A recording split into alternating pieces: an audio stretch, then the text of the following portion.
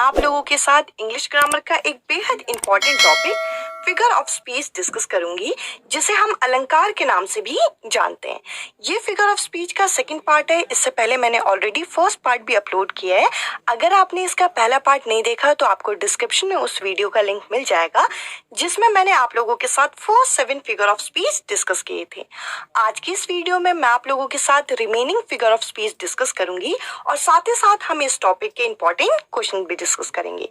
तो चलिए video start करते हैं। हमने इसके पहले के पार्ट में 7 फिगर ऑफ स्पीच को ऑलरेडी डिस्कस कर लिया है, तो 8th फिगर ऑफ स्पीच से आज की वीडियो स्टार्ट करते हैं। सबसे पहले हम डिस्कस करेंगे ओनोमैटोपिया, जिसे हम ध्वनि सूचक के नाम से जानते हैं। आप यहाँ पे ये शब्द देख सकते हैं, ध्वनि। ध्वनि का डायरेक्ट रिलेशन किससे होता है? आवाज से, यानी कि साउंड से होता है। तो ये एक ऐसा फिगर ऑफ स्पीच है जिसका डायरेक्ट रिलेशन हमें दिखने वाला है साउंड से। यहाँ पे हमें बता रखा है words that imitate the sound they describe, यानी कि ये ऐसे कुछ वर्ड्स होने वाले हैं, ऐसे कुछ शब्द होने वाले हैं जो कि किसको इमिटेट करेंगे? ये इमिटेट करेंगे साउंड को, जिसको वो डिस्क्राइब करने वाले हैं। इसको जरा एक बार एग्जाम्पल की मदद से समझते हैं। यहाँ पे 3 एग्जाम्पल लिए हुए हैं। पहला है बिज, दूसरा है स्प्लैश और तीसरा है बूम।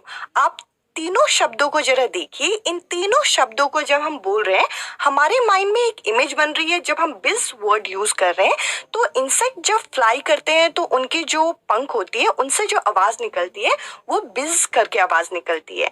इसके अलावा स्प्लैश, स्प्लैश कब आवाज निकलती है? जब हम किसी स्टोन को किसी तालाब में फेंकते हैं तो उसमें से जो आवाज निकलती है वो आवाज होती है स्प्लैश की। तीसरा वर्ड है बूम। बूम वर्ड कब निकलता है? जब कोई क्रैकर फट रहा होता है। तो आप देख सकते हैं कि ये ऐसे शब्द हैं जो अपनी साउंड को भी खुद ही डिस्क्राइब कर रहे हैं। अगर आप इसे ट्रिक वाइज याद करने की कोशिश करेंगे तो आपको कैसे ध्यान रखना है? अगर आपको एक सेंटेंस में से फिगर ऑफ स्पीच को आइडेंटिफाई करना है तो आपको, अगर ओनोमैटोपिया को यहाँ पे अगर चूज करना है तो आप क्या ध्यान रखेंगे? आप ये देखिए, यहाँ पे ट्रिक हमें बता रखा है वर्ड्स इमिटेट साउंड, यानी कि अगर आपको ऐसा कोई शब्द दिख गया जो कि उसके साउंड को इमिटेट करे, साउंड को वहां पे डिस्क्राइब करे, तो वहां पे कौन सा फिगर ऑफ स्पीच होगा? वहां पे ओनोमैटोपिया होगा। चलिए इसका जरा एक क्वेश्चन देख लेते हैं। Which figure of speech is use in, यहाँ पे हमें सेंटेंस दे रखा है, when we enjoy a performance we clap hands. यहाँ पे बोल रखा है कि अगर हम किसी परफॉर्मेंस को एंजॉय करते हैं तो हम अपने हाथों को क्लैप करते हैं। अब देखिए, क्लैप करने से हमें यहाँ पे समझ में आ रहा है कि क्लैपिंग में क्या हो रहा है कि हमारे दोनों हाथ क्लोज आ रहे हैं और हम उसे अप्रिशिएट कर रहे हैं परफॉर्मेंस को। तो ये जो क्लैप वर्ड है ये अपने साउंड को भी यहाँ पे डिस्क्राइब करने की कैपेबिलिटी रख रहा है। तो हम इस क्लैप वर्ड की वजह से बोलेंगे कि यहाँ पे कौन सा फिगर ऑफ स्पीच है? यहाँ पे ओनोमैटोपिया फिगर ऑफ स्पीच है, जो कि इस क्वेश्चन का करेक्ट आंसर है। अब चलिए नेक्स्ट फिगर ऑफ स्पीच की तरफ बढ़ते हैं, आयरनी, जिसे हम व्यंग्य के नाम से भी जानते हैं।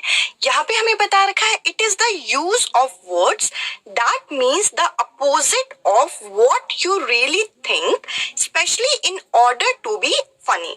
यहाँ पे हमें बता रखा है कि हम वर्ड्स को इस तरीके से यूज करेंगे कि उसका मीनिंग बिल्कुल अपोजिट निकले जैसा कि हम सोचते हैं। इस चीज को हम इसलिए करते हैं ताकि वो थोड़ा फनी साउंड हो। अब चलिए यहाँ पे थोड़ा कंफ्यूजन क्रिएट हुआ होगा कि इसका एक्चुअल मीनिंग क्या है। जरा एक बार ट्रिक देख लेते हैं और एक क्वेश्चन देख लेते हैं ताकि आपको ये फिगर ऑफ स्पीच क्लियर हो। यहाँ पे हमें ट्रिक बता रखा, unexpected part of a situation. हमें एक ऐसी सिचुएशन प्रोवाइड की जाएगी स्टार्टिंग में जिसमें हमें बिल्कुल डिफरेंट हम लोगों के सामने इमेज बनेगी, बट उसके बाद जो सेंटेंस चेंज किया जाएगा वो एक अनएक्सपेक्टेड पार्ट माना जाएगा। एक क्वेश्चन के थ्रू इस पूरे के पूरे सिनेरियो को क्लियर करते हैं।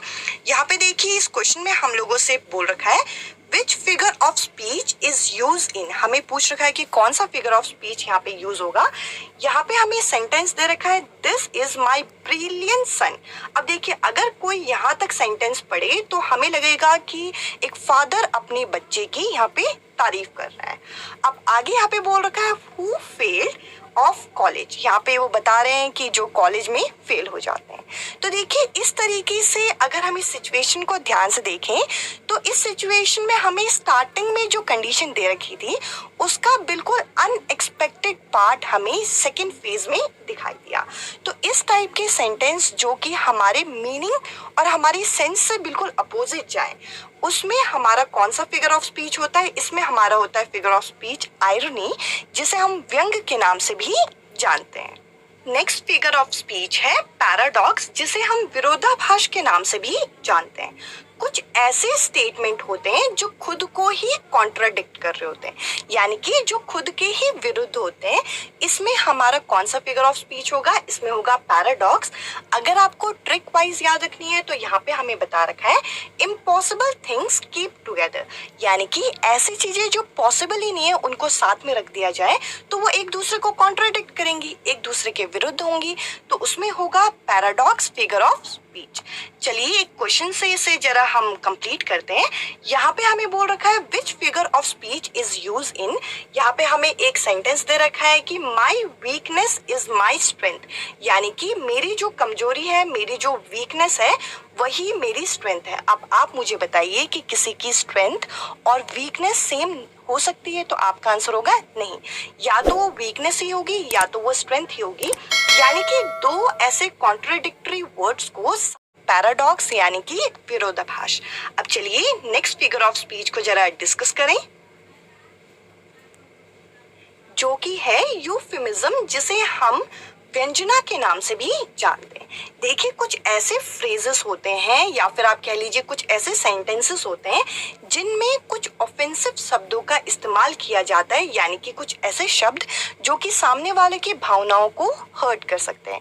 तो हमें क्या करना चाहिए, हमें उन शब्दों को हटा के सेम मीनिंग वाले कुछ ऐसे शब्दों का इस्तेमाल करना चाहिए जिससे सामने वाला ऑफेंड ना हो, जिससे सामने वाले को बुरा ना लगे। अब देखिए इस टाइप का फिगर ऑफ स्पीच कहाँ पे इस्तेमाल होगा, इसका जरा एक एग्जांपल देख लेते हैं। यहाँ पे हमें बोल रखा है कि अगर हमें किसी सेंटेंस में ये शब्द इस्तेमाल करना है ही डेड, यानी कि वो मर चुके हैं। तो देखिए ऐसे शब्दों को अगर हम किसी सेंटेंस में या फिर डे टू डे लाइफ में अगर हम इस्तेमाल करेंगे तो मे भी किसी और की भावनाएं हर्ट हो सकती है। तो हमें ही डाइड की जगह हमें क्या वर्ड यूज करना चाहिए, ही पास्ड अवे, यानी कि वो गुजर चुके हैं। तो देखिए दोनों का मतलब सेम है, पर अगर हम ही डेड वर्ड यूज करेंगे तो इससे कोई ऑफेंड हो सकता है, बट ही पास्ड अवे जो कि सेम मीनिंग दे रहा है, इससे किसी और की भावनाएं हर्ट नहीं होंगी। अब चलिए नेक्स्ट फिगर ऑफ स्पीच की तरफ चलते हैं। ऑफ स्पीच है इडियम्स, जिसे हम मुहावरे के नाम से भी जानते हैं। मुहावरे एक ऐसे एक्सप्रेशन को बोलते हैं, एक ऐसा आपका टर्म के लिए यूज किया जाता है जिनके वर्ड्स का अगर हम मीनिंग देखें तो वो बिल्कुल डिफरेंट होता है उनकी लिटरल मीनिंग से, यानी कि आप अगर उनके शब्दों का मतलब देखें और उनके जो एक्चुअल एक्सप्रेशन का मीनिंग होगा उनमें दूर दूर तक का कोई रिलेशन नहीं होता। अब देखिए कुछ मुहावरे जो हम यूज करते हैं, जैसे ईद का चांद हो जाना। अब देखिए यहाँ पे चांद का इस्तेमाल किया जा रहा है, यहाँ पे ईद का इस्तेमाल किया जा रहा है, पर ईद का चांद हो जाने का मतलब होता है कि बहुत दिनों से दिखाई ना देना। अब देखिए अगर हम दोनों के मीनिंग को देखें तो दोनों के मीनिंग में जमीन आसमान का फर्क है। अब देखिए यहाँ पे एक और सेंटेंस ले रखा है टू बिल्ड ब्रिजेस, यानी कि ब्रिजेस को बिल्ड करना। अब देखिए अगर हम इसके मीनिंग को देखें तो ये है कि हम ब्रिज बिल्ड कर रहे हैं, बट इसका एक्चुअल मीनिंग क्या है, to promote friendly relationship between people और ग्रुप, यानी कि आप एक फ्रेंडली रिलेशनशिप बना रहे हैं किसी लोगों के बीच में या फिर ग्रुप्स के बीच में। अब देखिए अगर इनके मीनिंग को देखें तो मीनिंग बिल्कुल डिफरेंट होता है, बट यहाँ पे इस चीज को ज्यादा अच्छी तरीके से एक्सप्लेन करने के लिए हम लोग यूज करते हैं टू बिल्ड ब्रिजेस। तो ये हो गया लास्ट फिगर ऑफ स्पीच जो कि आज की मैंने इस वीडियो में डिस्कस किया। आई होप ये वीडियो आपको पसंद आई होगी। इस वीडियो में इतना ही। Bye bye, take care.